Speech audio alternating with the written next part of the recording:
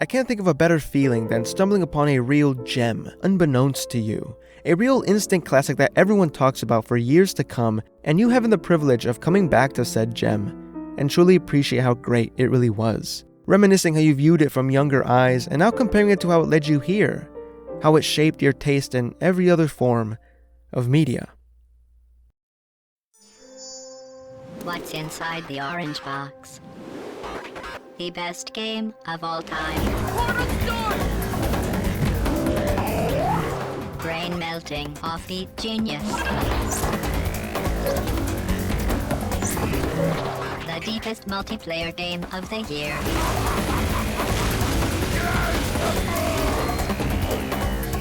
The Orange Box, October 10.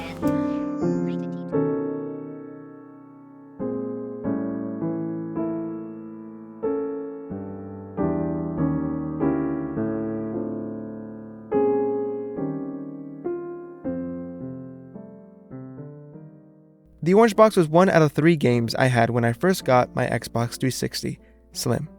And I had no idea I was playing some of the best games PC had to offer at the time. But man, am I happy and fortunate enough to experience these games blind. Without the prior knowledge and reputation, I was essentially dropped into the middle of everything. Literally, I never played the first Half-Life, but that didn't falter my eagerness to play the sequel and its episodes. It wasn't an issue for me, at least, that I didn't have the context of the first game. After all, the way the story begins and unravels still is able to captivate and grab your attention. Portal was a great puzzle game that lured me in with its possibilities. One of the levels that portrays this perfectly is the way it introduces the concept of momentum. My favorite levels were always the ones where I was allowed to fly across the test chambers. And finally, but not least, Team Fortress 2 was lonely.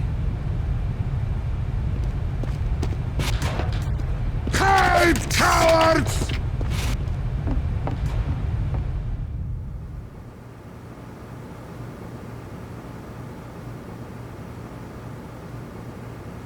There are so many video essays on the topic of Source games being creepy and evoking this feeling of being watched.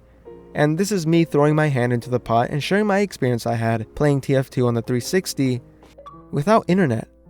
Because since I didn't have access to the internet when I initially got my Xbox, it would come as a surprise to me later that it would become a problem. Subsequently, when I hovered over the game, I was instantly enamored with the art style. Up until that point, I don't think I ever saw a game like this. An unserious, cartoony, over-the-top game with loud weapons both in sound and punch. You got rocket launchers, grenade launchers, and a minigun. You could say I was hooked by just witnessing the preview. There was nothing else to do but to launch the game.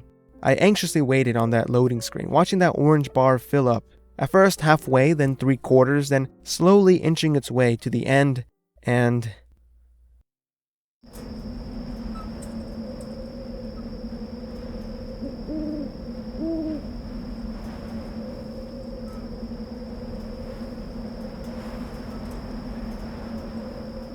The resulting ambiance of the menu for TF2 would perfectly encapsulate my first experience I would ever have with the game. Eerily quiet and alone, which was in stark contrast to the music that would play when highlighting over the game in the select menu. You would assume a game like this would be upbeat and bombastic. But moving along, I would usually look for a play button or something of that ilk to start playing. But all it had was unranked, ranked, and system link options. And it's here where I would hit the Xbox Live wall. In seconds, I became disheartened to find out this game was purely online based, and I wouldn't get access to Xbox Live until many months later. Of course, after begging to my parents, I was close to giving up to turn off the game and write it off as a dud since I couldn't even play. Or so I thought. I wondered, surely this game has to have some sort of practice tutorial mode with bots of some kind. So I selected System Link and found out I could host a server offline. Meant for LAN matches, I assumed. Although I wasn't aware that soon I'd be disappointed again. I couldn't see any option or setting to add bots to the match, and my sorrows were rising to the surface once again. So I picked 2Fort and went on with joining my first ever match of TF2. I want to say I picked playing as Heavy first. After all, that's the guy with the minigun I desperately wanted to use. I loaded into the spawn room, and after some voice lines, I was again left listening to that deafening silence. Run, cowards! It was just me, on a map, alone, with nothing but the sounds of nature, mechanical whirring, and my own footsteps. The silence occasionally being broken by a voice line here and there, but to my knowledge, I was the only one that would walk around these buildings and hallways. First, I took some time getting acquainted with the architecture of 2 Fort, taking notice how everything was built. It didn't take long to realize the other team's fort was exactly the same, layout-wise to my own. Aesthetically, the 2 forts were different. Red team had a more farm motif going on, while blue had a more industrial setting. However, they did share some similarities. Both sewers and intelligence rooms were the same with just color swaps. And when seeing the sites was there and done, I moved on to discovering what each mercenary's loadout was. I went through each class, shooting every gun, experiencing how they worked and sounded like. This was where I began wondering how matches of TF2 would play out, the kind of situations that could maybe take place. Looking back, this reminds me of something similar I did when I was younger, before when I mainly played on my Nintendo 64. Well, I guess I should say when I didn't have my N64, because weirdly enough, there was a time when I had my collection of N64 games before ever receiving the console itself. I kept all the cartridges in a drawer neatly stacked, and every once in a while I would open up that drawer and just stare at the cover art, imagining what the game would be like and what I'd see or play as when loading up the game. Just like that, as a way to get more from TF2, I hyped it up in my head, how amazing the game must be once I get Xbox Live. How fun it would be to disguise as the enemy and get sneaky backstabs, or as engineer build up a level 3 sentry and watch it shred through players, or even support my team playing as medic. My eagerness to play online was also further fueled by the tips I'd see when loading into a different map. The tips, of course, reference helpful advice to take down the enemy quickly, or even mechanics that were only able to be experienced with players being in the match, like Ubercharge. With no other teammates, certain items and weapons basically did nothing, like Medic's Medigun and Spy's Sapper, since they rely on teammates and enemy sentry guns being present. I was locked out from experiencing many things while alone. And when you're by yourself, you tend to notice more things as well. As I walked through every map, exploring, the scenery instills the sense that there should be people here along with players, behind the invisible barriers and unbreakable glass. You literally walk around a workplace where there should be employees, but it's like they've gone up and left. Or you've broken into the place on off hours. Like you shouldn't be here alone. And at any point, I'm gonna see something from the corner of my eye, a sudden movement too quick for me to comprehend before it's already gone. Putting myself back into my younger shoes and how I felt reminds me of a game that plays on these specific uncanny feelings. Feelings of being watched.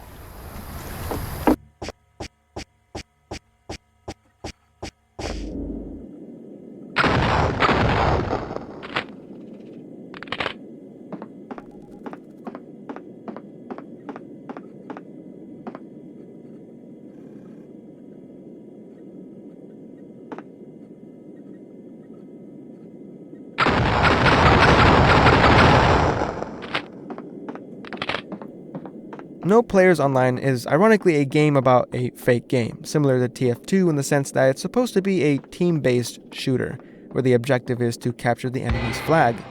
The caveat is that you're the only one online and the only other player in the match. Of course, that's not the case. As you progress collecting the enemy flag, you notice something, or someone beginning to watch from a distance. After each flag capture, the thing becomes more and more present.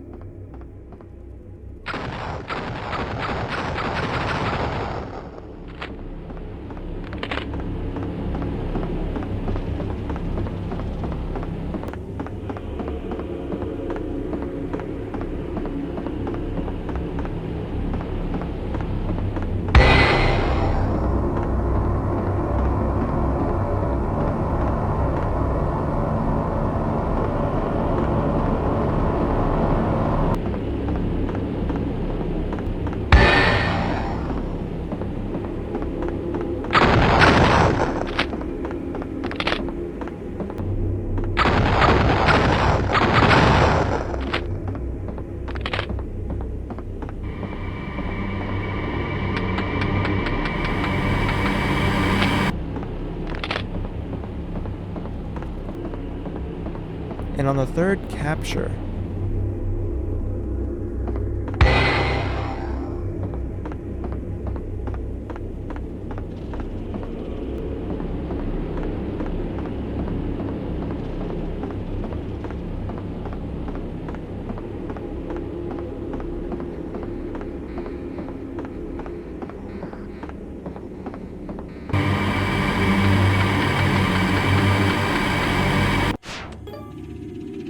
No Players Online focuses on the fear of joining a game meant for online play, and while seemingly alone, it definitely doesn't feel that way.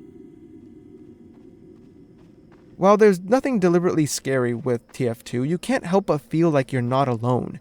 It's an uncanny feeling. The context is that TF2 is an online game where you'd be able to interact with other real players, and when the online aspect is gone or not able to be accessed, well then the game falls into this awkward silence and eeriness.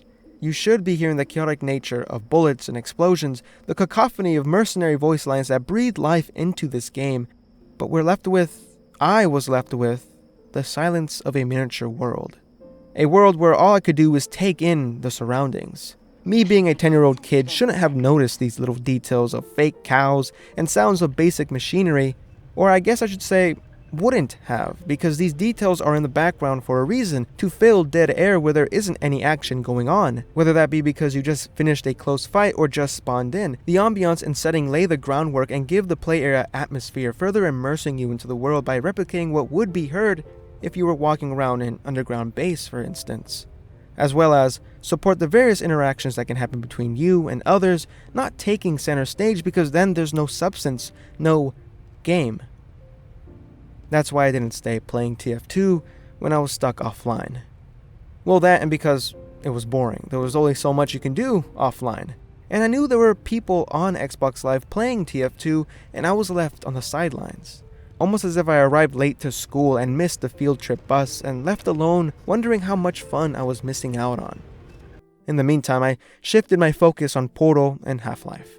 I was enthralled with the story of Half-Life and Portal kept me busy with its fun test chambers. However, in the back of my head lingered TF2, how I didn't get the full experience. So once I was connected to the internet and Xbox Live, I jumped back into it.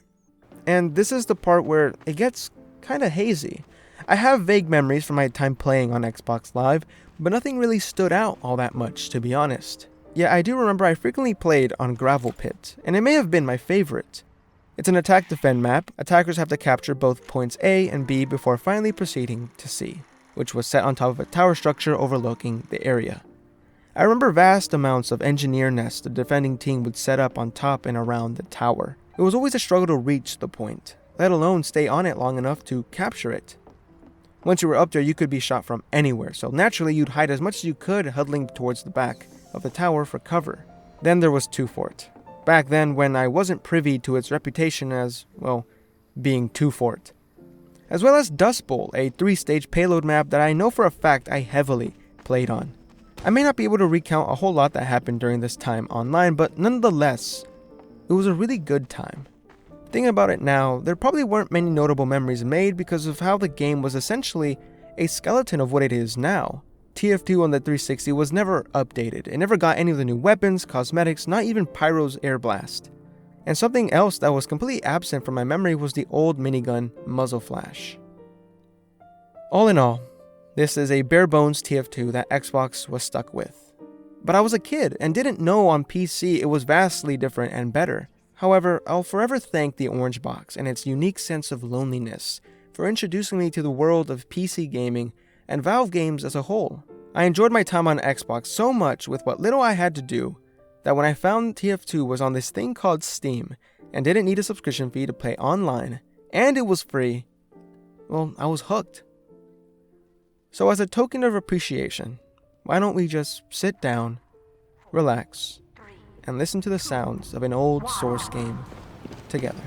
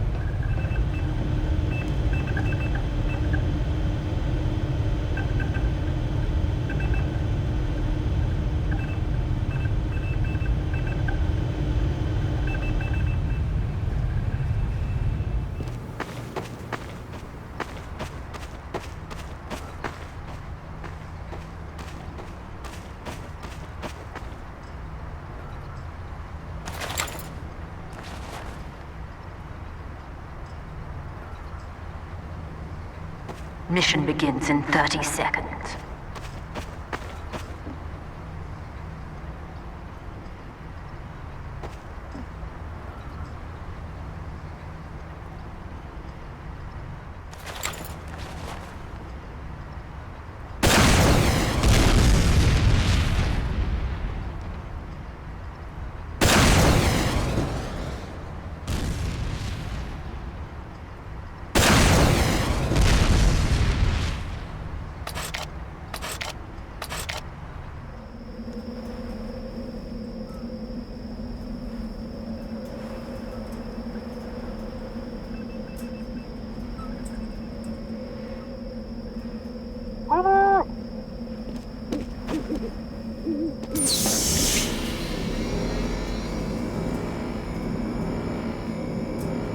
Victory!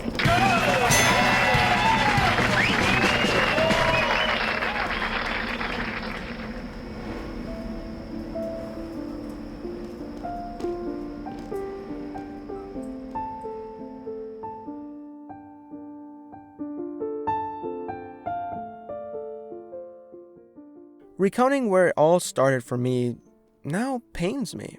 The game I grew up with, that I remember playing when Scream Fortress and Swissmas were some of the best parts of the game when the season would roll around, is now reduced to a neglected, bot-filled, borderline unplayable experience, where most matches become a game of how fast you can kick the bots away while still trying to have dumb fun.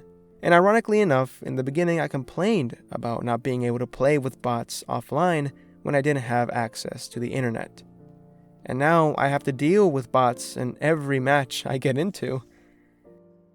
Actually, I had to rewrite this next section of my conclusion, for the making of this video has been going on for a little less than a month now, and there have been developments in the whole TF2 situation that I'd rather have my conclusion make sense and be a little up to date. Valve recently initiated a massive ban wave, taking down many of the bot hosters and any new bots that try to create a Steam account. It seems Valve was working in the shadows for a while and is taking no prisoners, outright denying any sort of appeals for anyone that was caught in the ban wave. It seems there's a light at the end of the tunnel. Yet, of course, we can't become complacent too soon, just yet. These bot hosters for sure won't give up, so neither should we. I guess there is still some hope. But only time will tell if this old game will continue to live on, and I have no doubts the community is strong in their attempts to revitalize TF2, maybe bring it back to its glory days, or perhaps those are forever gone. But I will keep playing, even when there are no players left online.